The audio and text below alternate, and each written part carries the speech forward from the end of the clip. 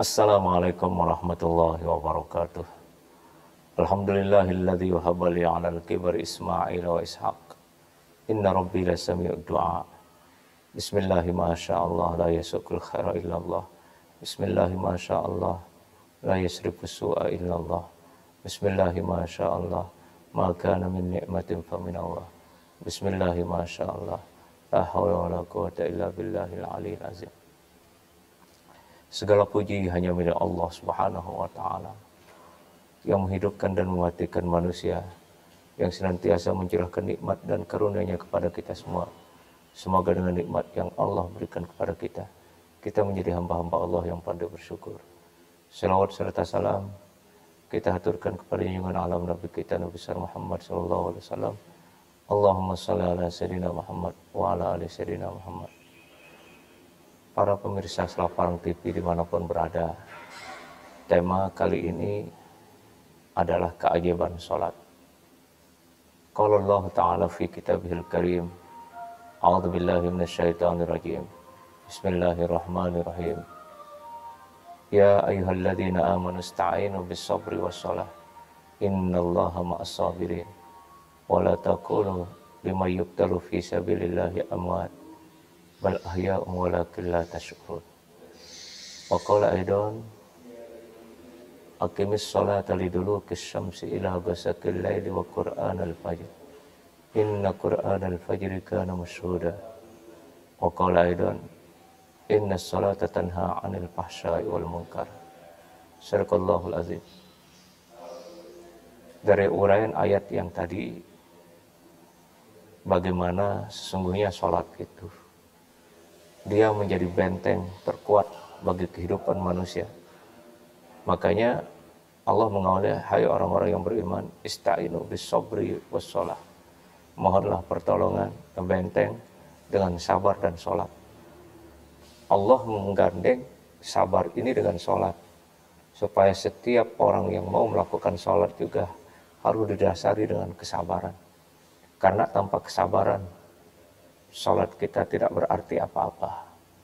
Orang yang sholat didasari dengan kesabaran, maka dia akan tenang dalam menjalankan sholat itu. Takbirnya bagus, doa iftitahnya juga bagus, rukuknya juga bagus, sujudnya juga bagus, dan semua gerakan sholat itu adalah sangat bagus ketika didasari dengan sabar. Nah, bagaimana keajaiban sholat itu? Salat itu melahirkan 3 kekuatan yang masuk dalam kategori rukun salat. Ada yang disebut dengan rukun qalbi, rukun qauli, dan rukun fi'li. Salat itu hadir untuk menata kejiwaan manusia, melembutkan jiwa manusia, melembutkan pikiran manusia, melembutkan pemandangan manusia. Dengan adanya salat, maka hati ini semakin tawadhu. Dengan adanya sholat, hati ini semakin lapang. Dengan adanya sholat, maka hati manusia akan senantiasa damai dan tenang.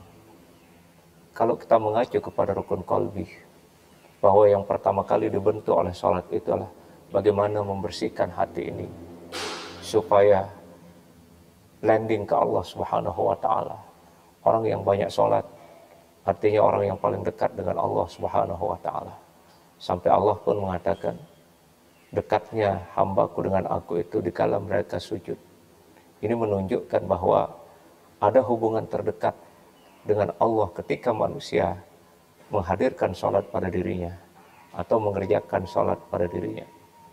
Perlu diingat, keajaiban sholat itu akan nampak dan akan terwujud bila mana kita mendirikan sholat yang baik dan benar. Ada 2 pengertian, ada yang mengerjakan sholat, ada yang mendirikan sholat. Kalau kata para ulama, mengerjakan sholat itu sekedar gugur kewajiban sholat, tetapi masih rajin untuk melaksanakan keburukan-keburukan. Sholat, tapi masih rajin memfitnah orang. Sholat, tapi rajin menggibah orang. Berarti sholatnya tidak mampu menjadi ajaib pada dirinya, tidak mampu membentuk kejiwaannya, tidak mampu membentuk pikirannya, tidak mampu membentuk akhlaknya. Kenapa? Karena dia tidak memahami sholat itu sendiri. Sementara sholat itu sangat dalam maknanya. Inna sholata tanha 'anil fahsya'i wal munkar. Sungguhnya sholat itu mencegah perbuatan keji dan mungkar. Nah, ini esensi yang pertama. Kita lanjut kepada rukun qalbi. Dengan sholat ini akan terbentuk jiwa manusia. Kalau orang rata-rata mendirikan sholat, insya Allah dia akan tegak di muka bumi ini dengan akhlak-akhlak yang mulia, akhlak-akhlak yang baik. Bukan hanya sekedar mengerjakan sholat, tapi dia bangun sholat itu dalam kepribadiannya. Dia bangun sholat itu dalam aktivitasnya. Dia bangun sholat itu dalam setiap ucapan dan tindakannya. Karena sholat itu mengajarkan kita rendah hati, mengajarkan kita tawadu, mengajarkan kita interaksi yang baik, dan lebih-lebih hubungan kita dengan Allah Subhanahu wa Ta'ala. Maka semakin orang rajin sholat, kemudian baik sholatnya, maka dia akan menjadi manusia-manusia yang baik di hadapan Allah. Manusia-manusia yang baik di hadapan manusia. Kenapa? Karena dia terbentuk oleh sholat itu sendiri. Jadi gambaran sholat itu akan melahirkan kekuatan aktivitas manusia. Sehusuk kita sholat, maka itulah yang melahirkan kebaikan-kebaikan pada diri orang yang sholat. Tapi kalau kita sholat acak-acakan, rukunnya kita tidak kerjakan, kita sholat cepat-cepat, inilah yang kemudian disebut hanya sekedar menggugurkan kewajiban atau mengerjakan sholat. Bedanya mengerjakan dengan mendirikan di sini jauh beda. Kalau mengerjakan seperti tadi, hanya sekedar gugur kewajiban, ada waktu sholat, dia sholat. Sedangkan mendirikan itu, dia betul-betul memahami sholat yang dia kerjakan. Dia betul-betul menganalisa bacaan-bacaan sholat itu. Kemudian aplikasi sholat itu dilaksanakan dalam kehidupan sehari-hari. Tutur katanya bagus, perbuatannya juga bagus. Itu tercermin, terbentuk karena sholatnya yang baik. Maka setiap orang yang sholatnya baik, yang sesuai dengan kaidah agama, syarat rukunnya terpenuhi, kemudian rukun qalbiyahnya dipahami, kemudian rukun qaulinya juga dianalisa, dipahami secara mendalam, dan fi'linya, maka insya Allah itulah akan membuat manusia itu akan menjadi sangat baik di mata Allah, menjadi pribadi-pribadi yang berakhlakul karimah. Nah, itu bedanya mendirikan dan mengerjakan sholat. Maka yang paling penting bagi kita adalah bagaimana kita mencoba mendirikan sholat. Ketika kita takbir, itu isyarat semua apa yang kita punya dalam genggaman tangan ini, tidak ada apa-apanya. Semuanya lepas. Langit dan bumi beserta segala isinya lepas semuanya. Yang ada cuma Allah Subhanahu wa Ta'ala. Makanya di dalam sholat itu kita berikrar. Suatu ikrar yang kita lakukan dalam 5 kali sehari semalam. Apa ikrar kita? Sungguhnya sholat kita ibadah hidup dan mati karena Allah. Jadi betul-betul orang sholat itu gantungannya cuma Allah. Bukan bergantung kepada jabatan, bukan bergantung kepada kekayaan, bukan bergantung kepada aktivitas, bukan bergantung kepada harta, tetapi dia benar-benar menyadari ketika orang sholat itu hanya bergantung kepada Allah. Semua lini sektor kehidupan manusia itu hendaklah bergantung kepada Allah. Maka itulah yang kemudian akan membentuk keajaiban pada diri orang itu.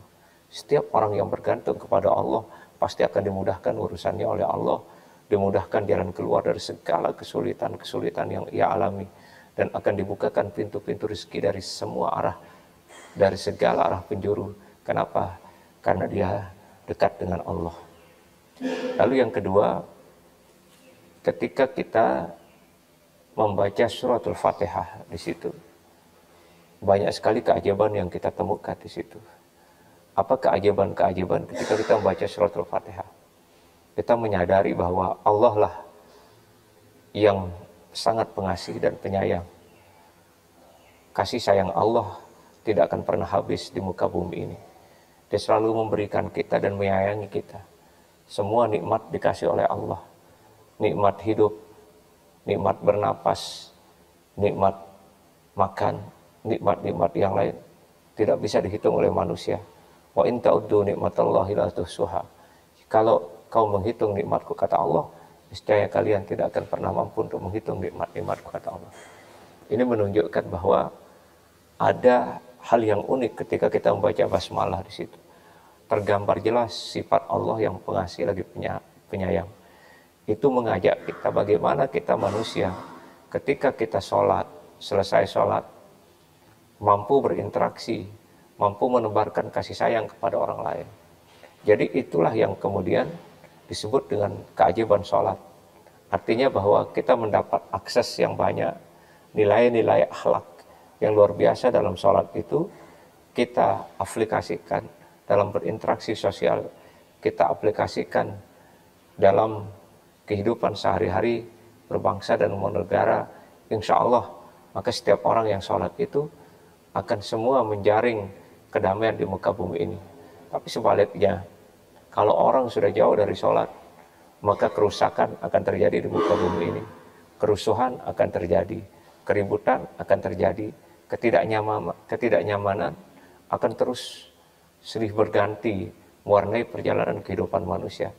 Tapi kalau orang betul-betul mendirikan sholat, insya Allah dimanapun kita berada, sholat itu akan membawa kita kepada ketenangan, membawa kita kepada kedamaian, yang kemudian akan melahirkan interaksi sosial yang sangat indah, sangat baik.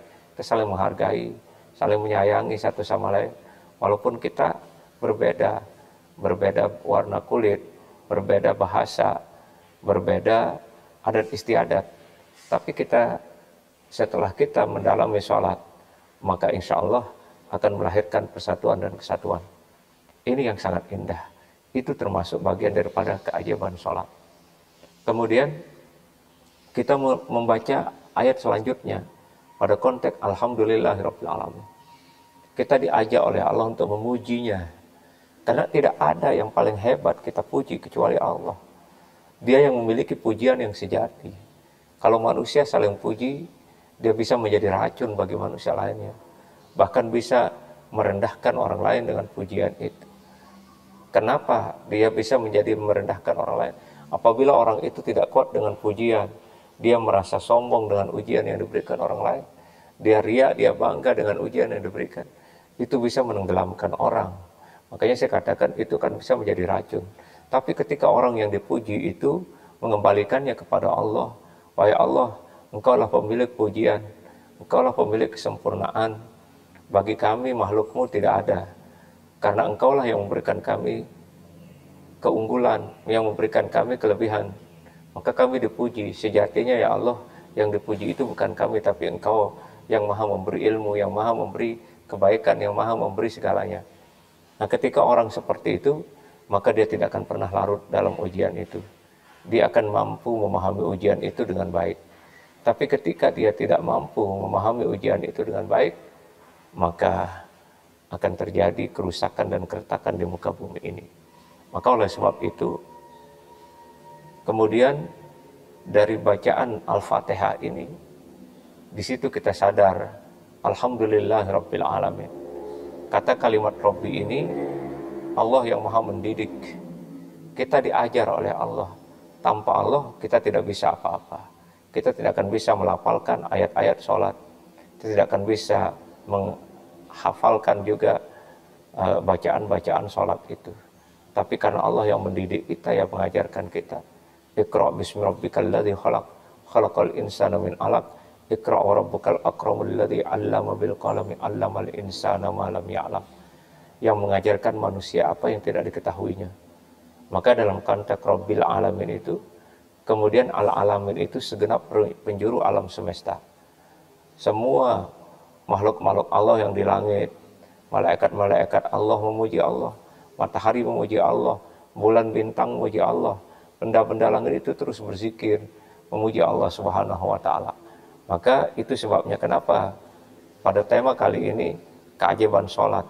Karena bacaan-bacaan yang kita baca juga penuh dengan keajaiban. Dari mulai takbirnya, kemudian doa iftitahnya, kemudian bacaan suratul Fatihah, dan bacaan ayat-ayat yang lain. Serta dalam bacaan setiap gerakan sholat itu, sungguh semuanya itu mengandung keajaiban. Maka tidak heran kalau sholat ini diberikan tema sedemikian dahsyatnya, keajaiban sholat, Karena setiap orang yang benar-benar sholat, pasti dia akan menjadi orang yang paripurna di hadapan Allah. Orang yang sangat mulia di hadapan Allah. Dia akan diberikan karomah-karomah, diberikan kemuliaan-kemuliaan oleh Allah ketika sholatnya orang itu baik. Nah, sekali lagi, ada beberapa hikmah kita melaksanakan sholat. Di antaranya, orang yang melaksanakan sholat dijamin menang dunia akhirat oleh Allah. Itu sebabnya kenapa dalam azan itu setelah hayya 'alas shalah kemudian dikumandangkan hayya 'alal falah. Mari raih kemenangan. Mari meraih kemenangan. Siapa orang yang meraih kemenangan itu? Orang yang meraih kemenangan itu adalah tentu orang yang sholat. Karena orang yang sholat itu akan diberikan kemenangan oleh Allah. Kemenangan hidup di dunia, kemenangan di alam barzah nanti, dan kemenangan di akhirat. Dan yang pertama kali dihisap oleh Allah kelak di hari kemudian adalah sholat manusia itu. Kalau sholat kita sudah baik, maka amal-amal yang lain itu pun juga akan baik. Sedekah kita akan baik, zakat kita akan baik, puasa kita akan baik, dan semua aktivitas amal-amal sholat yang kita lakukan, dia akan baik kalau kemudian sholat ini juga baik. Nah, kemudian dalam sholat itu, yang kedua hikmahnya, Allah akan memberikan cahaya kepada pelaku sholat itu. Cahaya di alam barzah, kemudian cahaya di akhirat. Ketika mungkar nakir di alam barzah bertanya tentang marrabbuka, man nabiyuka, wa madinuka, dan seterusnya, maka di amal-amal yang pernah kita bangun di atas dunia itu, dia akan bermunculan satu persatu. Lalu malaikat itu bertanya, hai fulan, minggir kamu, pergi dari tempat ini. Saya akan menyoal si fulan tentang beberapa hal. Maka apa jawaban amal-amal itu? Kami tidak mau pergi. Kami adalah amalnya si fulan. Maka malaikat terus mendesak supaya pergi. Tapi amalan-amalan pelungguh yang di dunia ini yang baik, dia akan ternyata akan menjadi teman setia. Waktu disuruh pergi oleh malaikat mungkar nakir, dia tetap di situ.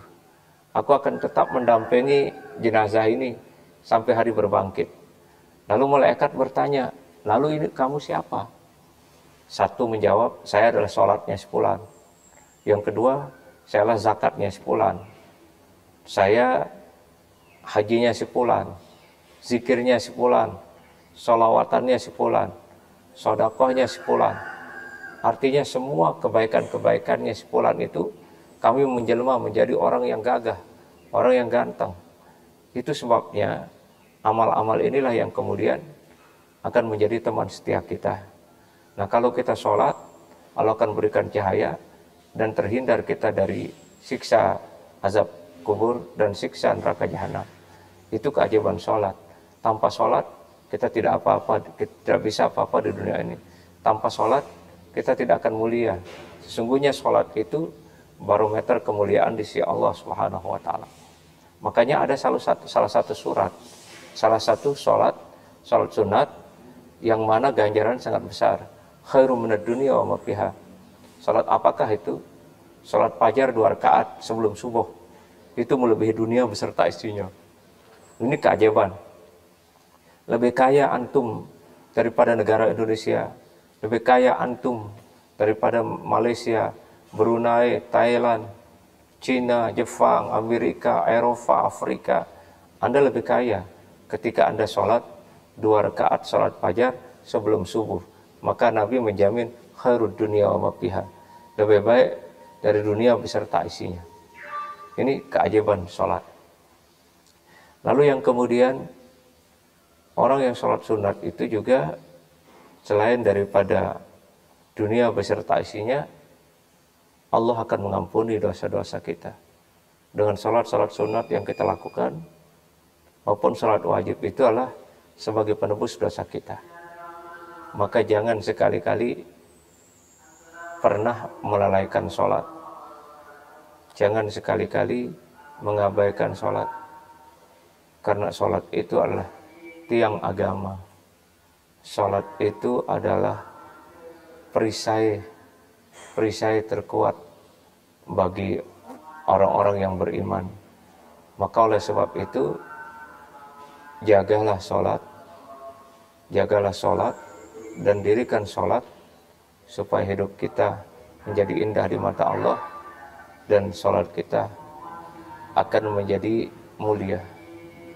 Maka oleh sebab itu sholat yang bisa menjadi keajaiban bagi pelakunya adalah orang yang betul-betul menjaga sholatnya, baik itu waktunya, kemudian menjaga hati kita untuk khusyuk dalam sholat. Jangan sampai kita sholat, kemudian hati kita terfokus kepada pekerjaan semata, terfokus pada aktivitas kita. Nah, sholat semacam ini tidak akan bisa melahirkan kekuatan yang dahsyat seperti terjadinya keajaiban pada diri orang itu. Kenapa? Karena kita di dalam hati kita tidak khusyuk sholat.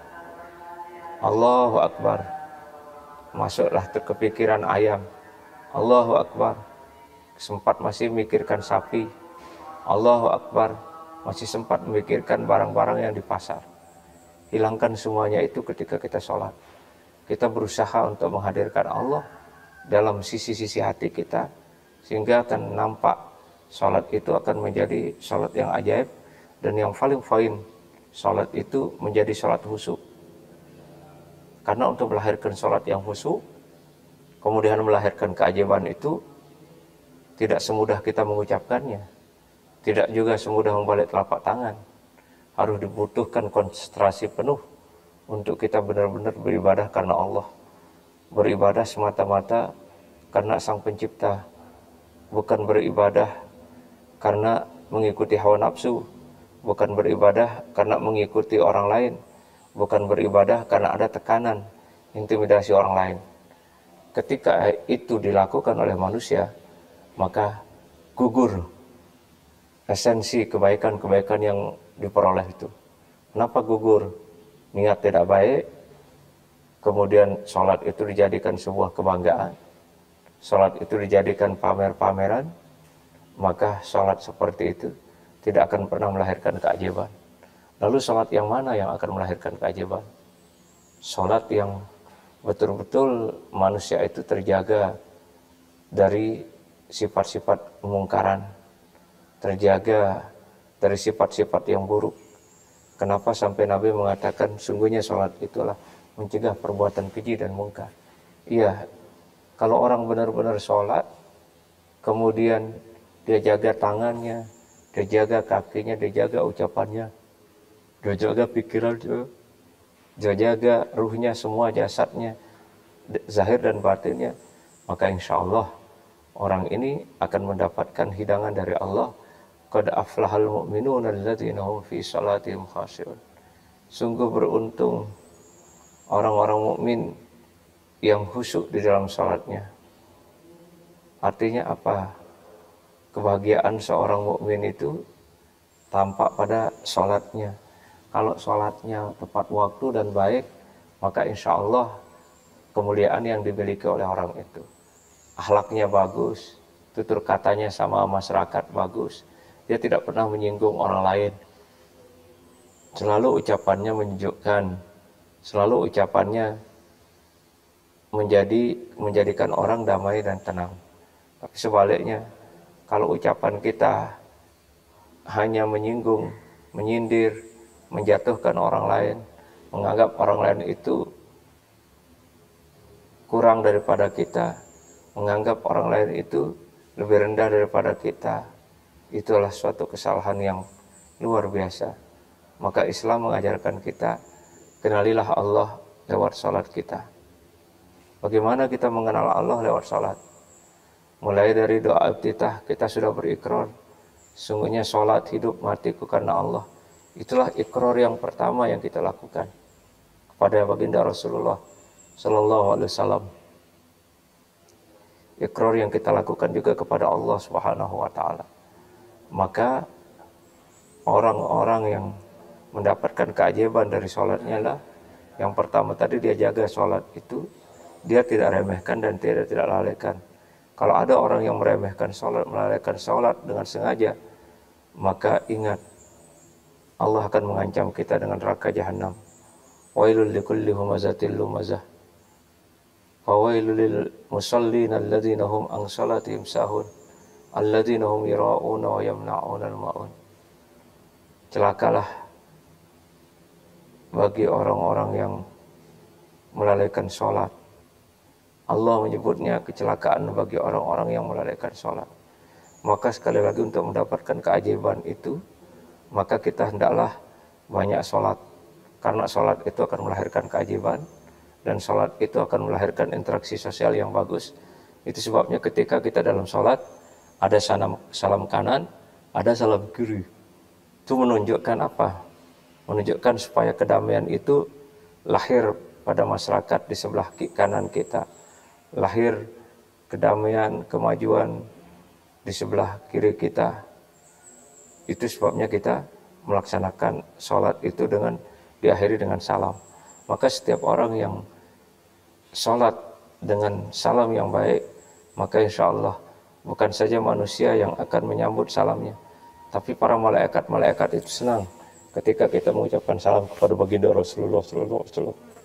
Bahkan dalam satu riwayat, siapa orang yang membaca salawat pada malam Jumat atau hari Jumat 80 kali, maka Allah berikan dia pengampunan dosa selama 80 tahun.